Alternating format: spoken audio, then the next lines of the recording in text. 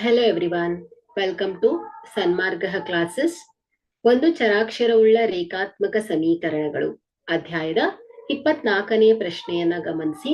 y plus y square ಇದು ರೇಖಾತ್ಮಕ ಸಮೀಕರಣವಲ್ಲ. ಕಾರಣ ಕೊಡಿ.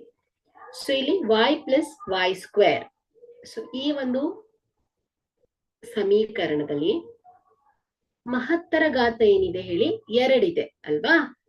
ಸೊ ಇಲ್ಲಿ ಮಹತ್ತರ ಘಾತ 2 ಇದ್ಬಿಟ್ರೆ ಅದೇನಾಯ್ತು, ವರ್ಗ ಆಗೋಯ್ತು. ಸೊ ರೇಖಾತ್ಮಕ ಸಮೀಕರಣ ಅಂದ್ರೆ ಮಹತ್ತರ ಘಾತ 1 ಇರ್ಬೇಕು. ಸೊ ಇಲ್ಲಿ 2 ಇದೆ ಅಲ್ವಾ? ಸೊ ಹಾಗಾದ್ರೆ ಇಲ್ಲಿ ರೇಖಾತ್ಮಕ ಸಮೀಕರಣದ ಮಹತ್ತರ ಘಾತ 2 ಆಗಿದೆ. ಸೊ ಆದ್ದರಿಂದ ಇದು ರೇಖಾತ್ಮಕ ಸಮೀಕರಣ ಅಲ್ಲ.